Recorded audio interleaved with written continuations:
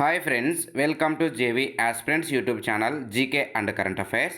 And ఇంకెవరైనా మన ఛానల్ని సబ్స్క్రైబ్ చేయకపోతే తప్పకుండా సబ్స్క్రైబ్ చేసుకోండి. అండ్ ఫర్దర్ అప్డేట్స్ మిస్ అవ్వకుండా ఉండాలంటే బెల్ ఐకాన్ కూడా క్లిక్ చేయండి. అప్పుడే మేము చేసే వీడియోలు మీకు నోటిఫికేషన్ రూపంలో వస్తాయి ఫ్రెండ్స్. ఓకే, అండ్ ఈ వీడియోలో మనము ఆంధ్రప్రదేశ్ గ్రామ వార్డు సచివాలయానికి సంబంధించి most expected current affairs questions అయితే డిస్కస్ చేద్దాం. సో మీకు ఎగ్జామ్ త్వరలో రానుంది కాబట్టి ఈ మంత్ ఎండింగ్లో ఒక ఎగ్జామ్ ఉంది. ఈ యొక్క గ్రామ వార్డు సచివాలయం సంబంధించి మొదటి నోటిఫికేషన్ అయితే వచ్చింది. అండ్ మిగతా నోటిఫికేషన్లు కూడా ఈ మంత్ ఎండింగ్లోగా లేదంటే జనవరిలో వచ్చే అవకాశాలు ఉన్నాయి కూడా మనకు వార్తలు వచ్చాయి. సో ఆ నేపథ్యంలో ఈ యొక్క గ్రామ వార్డు సచివాలయానికి సంబంధించి most expected current affairs questions అయితే మీకోసం తీస్తున్నాం ఫ్రెండ్స్. ఓకే, అండ్ ఈ వీడియో చూస్తున్న ప్రతి ఒక్కరు కూడా మీ ఫ్రెండ్స్కి షేర్ చేయండి అండ్ లైక్ కొట్టండి. అండ్ అప్పుడే మాకు సపోర్టింగ్గా ఉంటుంది. ఓకే ఫ్రెండ్స్, సో ఇక ఫస్ట్ క్వశ్చన్కి వెళ్దాం. సో ఇక్కడ కేవలం మనం ఎంసీక్యూస్ రూపంలో కాకుండా డైరెక్ట్ క్వశ్చన్ టు ఆన్సర్ వైపు వెళ్దాం అండ్ ఎక్స్ప్లెనేషన్. సో ఎందుకంటే మనకు టైం అనేది చాలా తక్కువ ఉంది. సో టైం అనేది చాలా కీలకమైనది కాబట్టి సో అవన్నీ ఎక్కువ డిస్కషన్ లేకుండా క్వశ్చన్ అండ్ ఎక్స్ప్లెనేషన్కి వెళ్దాం. ఓకే ఫ్రెండ్స్, సో ఇక్కడ గ్రామ వార్డు సచివాలయానికి సంబంధించి ఎక్స్పెక్టెడ్ కరెంట్ అఫైర్స్ క్వశ్చన్స్ సంబంధించి. ఓకే, సో ఇక్కడ ఫస్ట్ క్వశ్చన్ ఒకసారి చూసినట్టయితే, ఆంధ్రప్రదేశ్ రాష్ట్ర ప్రభుత్వము అమలు చేస్తున్న నవరత్నాలు అనే పథకంలో భాగం కాని పథకం ఏది? సో చాలా ఇంపార్టెంట్ నవరత్నాల స్కీమ్ అనేది. సో ఇక్కడ మీకైతే ఆప్షన్స్ ఇచ్చే చూడండి. వైఎస్ఆర్ ఆసరా పథకం, వైఎస్ఆర్ జలయజ్ఞ పథకం, వైఎస్ఆర్ ఆరోగ్యశ్రీ పథకం, వైఎస్ఆర్ చేయూత పథకం. సో నవరత్నాలు అనేటువంటి స్కీమ్స్ అయితే మనకు లాంచ్ చేస్తుంది ఆంధ్రప్రదేశ్ రాష్ట్ర ప్రభుత్వము. అండ్ అందులో నవరత్నాల్లో భాగం కాని పథకం ఏది అని అడిగారు. సో మీరు ఆన్సర్ అయితే తెలిసిన వాళ్ళు కామెంట్ సెక్షన్లో ఆన్సర్ అయితే తెలియజేయండి ఫ్రెండ్స్. సో దీనికి ఫస్ట్ క్వశ్చన్ మీకే వదిలేస్తున్నాను. సో ఆన్సర్ అయితే మీరు కామెంట్ సెక్షన్లో తెలియజేయండి. ఇంపార్టెంట్ గుర్తుపెట్టుకోండి, నవరత్నాలు అనేటువంటి టాపిక్ కంపల్సరీ చదువుకోండి మీరు. అండ్ మిగతా స్కీమ్స్ గురించి కూడా ఫోకస్ చేయండి. ఆల్రెడీ మన యూట్యూబ్ ఛానల్లో కవర్ చేసాం స్కీమ్స్కి సంబంధించి, ఆ వీడియోలు చూసేయండి. ఓకే, ఇక సెకండ్ క్వశ్చన్కి వెళ్దాం. ఇక్కడ నుంచి నేను మీకు ఆన్సర్స్ అండ్ ఎక్స్ప్లెనేషన్ అనేది చేస్తాను. ఓకే ఫ్రెండ్స్, సో ఇక్కడ సెకండ్ క్వశ్చన్ వచ్చేసి మహమ్మద్ మైజు ఏ దేశానికి ఇటీవలే అధ్యక్షుడిగా ఎన్నికయ్యారు? సో చాలా ఇంపార్టెంట్ ఇది, ఎందుకంటే ఈయన చైనా అనుకూలవాదిగా అని పేరుంది ఈ యొక్క అధ్యక్షుడికి, మహమ్మద్ మైజు. సో ఏ దేశానికి అధ్యక్షుడిగా ఎన్నికయ్యారంటే మాల్దీవులు దేశానికి అధ్యక్షుడిగా ఎన్నికయ్యారు. అండ్ మాల్దీవులు క్యాపిటల్ వచ్చేసి మీకు మాలే, అండ్ కరెన్సీ వచ్చేసి రూపియా, అండ్ కొన్నిసార్లు డాలర్ కూడా వినియోగిస్తారు. సో ఇక్కడ మహమ్మద్ మైజు ఎందుకు ఇంపార్టెంట్ అంటే ఈయన చైనాకు అనుకూలవాదిగా పేరుంది. అండ్ అలాగే రీసెంట్గా COP28 summit. So COP28 summit మీకు ఎక్కడ జరిగింది? రీసెంట్గా యునైటెడ్ అరబ్ ఎమిరేట్స్లో జరిగింది. అండ్ అక్కడ ప్రధాని నరేంద్ర మోదీతో భేటీ అయ్యి సో భారత ఆర్మీ యాక్చువల్లీ మాల్దీవుల దేశంలో ఉంది. అండ్ ఆ యొక్క ఆర్మీని మీరు వెనక్కి తీసుకోండి అని అడగడం జరిగింది. అండ్ భారత ప్రధాని మోడీ కూడా దానికి సానుకూలంగా స్పందించారు. సో ఈ నేపథ్యంలో ఇలాంటి క్వశ్చన్స్ అయితే మీకు అడుగుతూ ఉంటారు. ఓకే ఫ్రెండ్స్, సో ఇక్కడ మహమ్మద్ మైజు ఏ దేశానికి అధ్యక్షుడు అంటే మాల్దీవులు. ఓకే, అండ్ నెక్స్ట్ క్వశ్చన్, 2023లో కాటలిన్ కరికోకి ఏ విభాగంలో నోబెల్ బహుమతి లభించింది?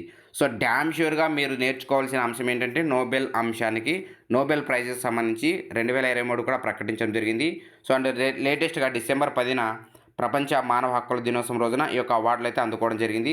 సో చాలా ఇంపార్టెంట్, నోబెల్ బహుమతి నేర్చుకున్న తర్వాతే మీరు ఎగ్జామ్కి వెళ్ళండి. ఓకే, సో ఇక్కడ కాటలిన్ కరికో అనేది ఏ రంగానికి సంబంధించిన వారు అంటే ఈమె వైద్యశాస్త్రం లేదా వైద్య రంగం లేదా ఫిజియాలజీలో నోబెల్ బహుమతి అందుకున్నారు 2023కి గాను. అండ్ ఈమె ఈ యొక్క వైద్య రంగంలో వైద్య శాస్త్రంలో వైద్య నోబెల్లో బహుమతి అందుకున్నటువంటి 13వ మహిళ. అందుకను ఈమె గురించి క్వశ్చన్ అయితే అడగడం జరిగింది. అలాగే వైద్య శాస్త్రంలో నోబెల్ బహుమతి మరొకరికి వచ్చింది. ఆయన పేరు ఏంటంటే డ్రూ వెయిస్మన్, అమెరికా దేశానికి చెందినటువంటి డ్రూ వెయిస్మన్. అలాగే కాటలిన్ కరికో వచ్చేసి ఏ దేశానికి చెందినవారంటే హంగేరీ దేశానికి చెందినవారు, కానీ ఆమె అమెరికాలో స్థిరపడ్డారు. ఓకే, అండ్ ఈ దేనికోసం అవార్డు వచ్చిందంటే వీళ్ళకు వైద్య రంగంలో ఎంఆర్ఎన్ఏ టీకాల అభివృద్ధికి మార్గం సుగమం చేసినందుకు. సో ఎంఆర్ఎన్ఏ అంటే మీకు messenger ribonucleic acid. So important, మన ప్రతి పాయింట్ కూడా చదువుకోవాలి. ఈ యొక్క టాపిక్ చూసుకోండి మీరు ఎగ్జామ్లో. అండ్ మిగతా విభాగాల్లో శాంతి ప్రైజు, ఆర్థిక ప్రైజు, ఫిజిక్స్ ఇవన్నీ చూసుకోండి, ఎగ్జామ్లో అడిగే ఛాన్స్ ఉంది.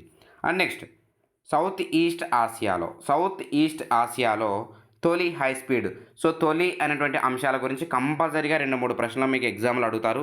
ఇక్కడ తొలి హై స్పీడ్ రైలును ఏ దేశం ప్రారంభించింది ఇటీవలంటే సౌత్ ఈస్ట్ ఆసియాలో ఇండోనేషియా ప్రారంభించింది. ఇండోనేషియా ప్రెసిడెంట్ జోకో విడోడో దీన్ని రీసెంట్గా ప్రారంభించారు. ఎందుకు తొలి అనేటువంటి అడిగామంటే కంపల్సరిగా డ్యామ్ ష్యూర్గా తొలి వ్యక్తులు, తొలి ప్రదేశాలు, అలాగే అతి పెద్దవి, అతి చిన్నవి అనేటువంటి అంశాలకు సంబంధించి కంపల్సరిగా క్వశ్చన్ అడుగుతారు. ఇక్కడ ఈ యొక్క ప్రారంభించిన రైలు పేరు ఏంటంటే హూష్. హూష్ WHOOSH హూష్ అని అంటారు దాన్ని, ఆ యొక్క ట్రైల్ను. అండ్ దీన్ని చైనా నిధులతో ఈ యొక్క ఇండోనేషియా దేశం అయితే ప్రారంభించడం జరిగింది. అండ్ బడ్జెట్ వచ్చేసి $7 billion. Okay. And next Sammakka Sarakka గిరిజన యూనివర్సిటీని ఏ జిల్లాలో ఏర్పాటు చేస్తున్నారు? సో ఇటీవలే పార్లమెంట్ కూడా ఈ యొక్క బిల్లుకు ఆమోదం తెలపడం జరిగింది. అండ్ సమ్మక్క సారక్క గిరిజన యూనివర్సిటీ వచ్చేసి దేశంలో మూడవ ట్రైబల్ యూనివర్సిటీ. అండ్ మిగతా 2 యూనివర్సిటీ వచ్చేసి మధ్యప్రదేశ్లో ఒకటి ఉంది అండ్ ఆంధ్రప్రదేశ్లో ఒకటి ఉంది. అండ్ మూడవ ట్రైబల్ యూనివర్సిటీ దేశంలో మూడవది ఏదంటే సమ్మక్క సారక్క గిరిజన యూనివర్సిటీ ఏ జిల్లాలో ఏర్పాటు చేస్తున్నారంటే తెలంగాణలోని ములుగు జిల్లాలో అండ్ 889 కోట్ల రూపాయలనైతే కేంద్ర ప్రభుత్వం కేటాయించింది. అండ్ రీసెంట్గా పార్లమెంట్ కూడా ఈ యొక్క సమ్మక్క సారక్క గిరిజన యూనివర్సిటీకి కూడా ఆమోదం తెలిపింది పార్లమెంటు. ఓకే. అండ్ 2009 యూనివర్సిటీ చట్ట సవరణ ప్రకారం ఈ యొక్క సమ్మక్క సారక్క గిరిజన యూనివర్సిటీని ఏర్పాటు చేస్తున్నారు. సో ఇంపార్టెంట్ ఫ్రెండ్స్, గుర్తుపెట్టుకోండి. అండ్ నెక్స్ట్ ప్రపంచ ఆకలి సూచి. సో డ్యామ్ ష్యూర్గా ఈ యొక్క ఇండెక్సెస్ గురించి కూడా మీరు చూసుకోండి, ఎందుకంటే ఎగ్జామ్లో క్వశ్చన్స్ అడుగుతారు. ప్రపంచ ఆకలి సూచి 2023లో భారత్ ఎన్నో స్థానం నిలిచింది? మోస్ట్ ఇంపార్టెంట్ ఇది, ఎందుకంటే డ్యామ్ షూర్ అడుగుతారు. ఎందుకంటే మన భారత ప్రభుత్వము ఈ యొక్క నివేదికను వ్యతిరేకించింది. అండ్ భారత్ ఎన్నో ర్యాంకులు నిలిచింది? 111. ఎందుకు వ్యతిరేకించిందంటే ఒకసారి చూడండి. వాస్తవానికి శ్రీలంక ఇటీవలే ఆహార సంక్షోభం ఎదురైంది, అలాగే పాకిస్తాన్ కూడా ఆహార సంక్షోభం ఎదురైంది. అయితే శ్రీలంకకు మన దేశం నుండి కొన్ని టన్నుల కొద్దీ గోధుమలను సరఫరా చేసింది. అయితే ఈ యొక్క ప్రపంచ ఆకలి సూచి 2023లో శ్రీలంక ర్యాంక్ ఎంతంటే 60 ర్యాంకు. శ్రీలంక ర్యాంక్ వచ్చేసి 60 ర్యాంకు. సో చూడండి, వాస్తవానికి మన దేశం నుండే ఆ దేశానికి టన్నుల కొద్దీ ఈ యొక్క గోధుమలు పంపించారు. బట్ శ్రీలంక ఆర్థిక పరిస్థితి బాగోలేదు, అలాగే ఈ యొక్క ఆకలి కూడా చాలా తక్కువ ఉంది అక్కడ.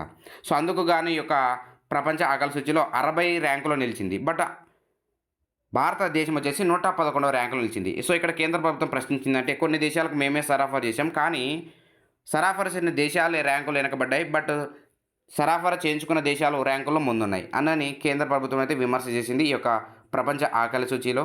అండ్ భారత్ ర్యాంక్ వచ్చేసి 111. సో గుర్తుపెట్టుకోండి, అడిగే ఛాన్స్ ఉంది. అండ్ ఇక్కడ భారత్ స్కోర్ వచ్చేసి 28.7 స్కోర్ అయితే చేసింది. అండ్ ఈ యొక్క నివేదికలో మొత్తం వచ్చేసి 125 దేశాలకు గాను భారత్ 111వ స్థానంలో నిలిచింది. Okay. And next eternal Gandhi museum. So ఇలాంటి మ్యూజియాలు ఇటీవల ఎక్కువ వార్తలు నిలిచాయి. ఎక్కడ ఏర్పాటు చేశారు అని question. Eternal Gandhi museum. So ఈ యొక్క ఎటర్నల్ గాంధీ మ్యూజియం వచ్చేసి అమెరికాలో ఉన్నటువంటి టెక్సాస్ రాష్ట్రంలో హ్యూస్టన్ నగరంలో ఏర్పాటు చేయడం జరిగింది. ఇది దాదాపు 13,000 చదరపు అడుగుల విస్తీర్ణం. సో ఎందుకంటే గాంధీ మన జాతి గాంధీపిత కాబట్టి ఈ యొక్క క్వశ్చన్ అడిగే విధానం బాగుంటుంది అనే ఉద్దేశంతో ఇక్కడ అడగడం జరిగింది. ఎటర్నల్ గాంధీ మ్యూజియం ఎక్కడ ఏర్పాటు చేశారని డైరెక్ట్ క్వశ్చన్ అడుగుతారు.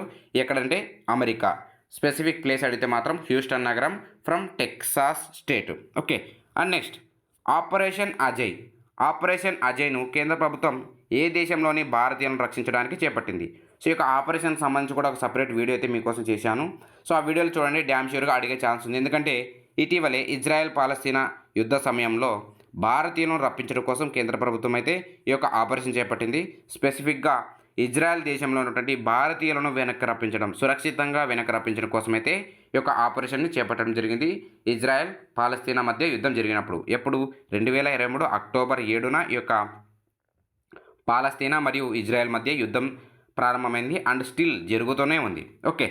అండ్ నెక్స్ట్ భారతదేశపు మొట్టమొదటి వెట్లాండ్ సిటీ. సో ఇలాంటి మొట్టమొదటి అనే అంశం మరొకసారి అడిగాను క్వశ్చను.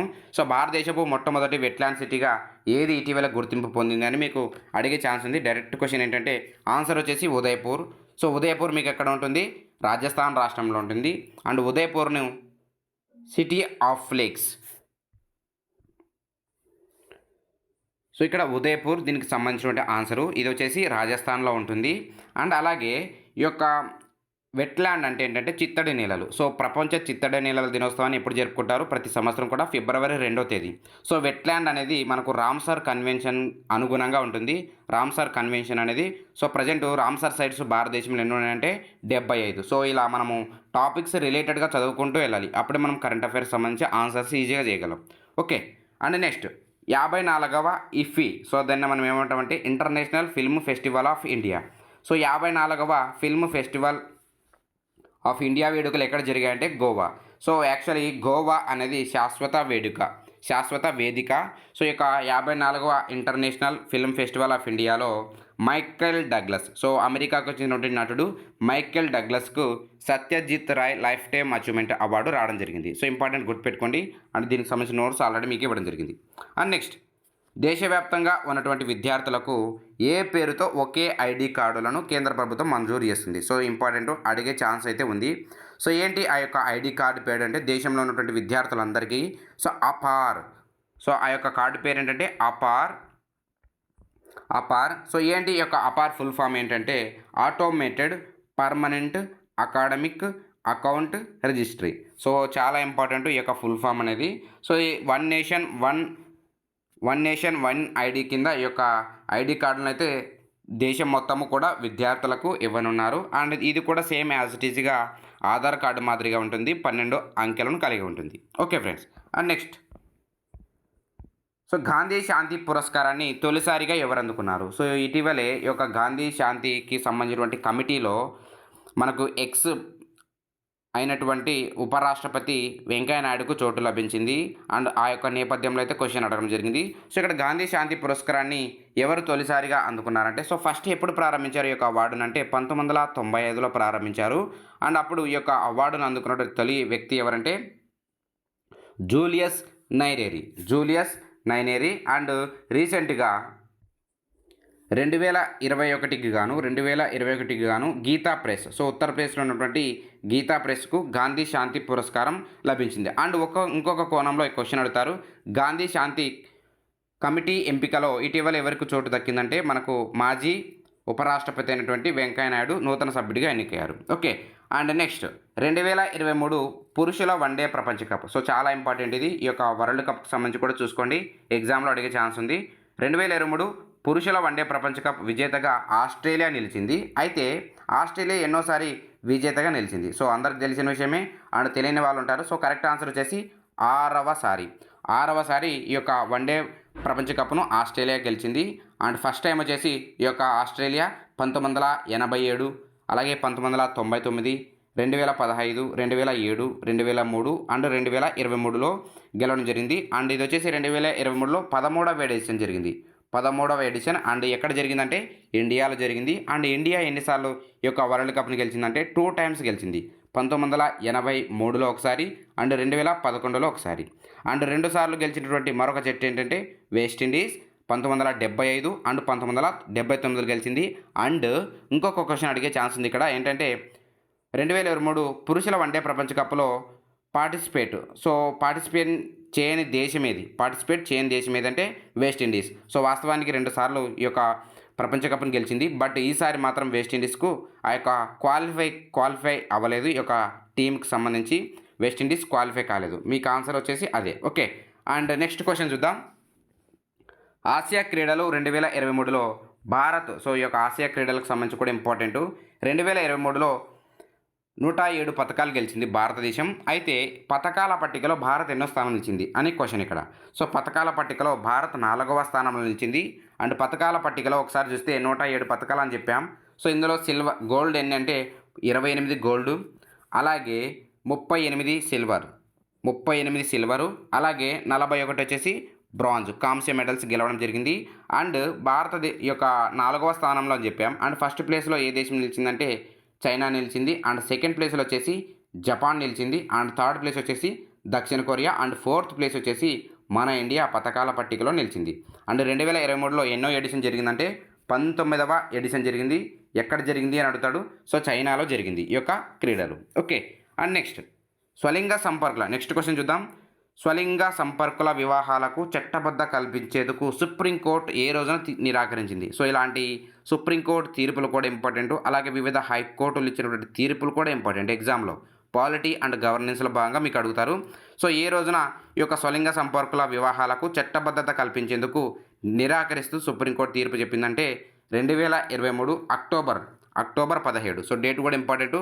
అక్టోబర్ 17న అండ్ 5 మంది రాజ్యాంగ ధర్మాసనం ఏకగ్రీవంగా ఈ యొక్క వివాహాలకు చట్టబద్ధత కల్పించేందుకు నిరాకరించింది.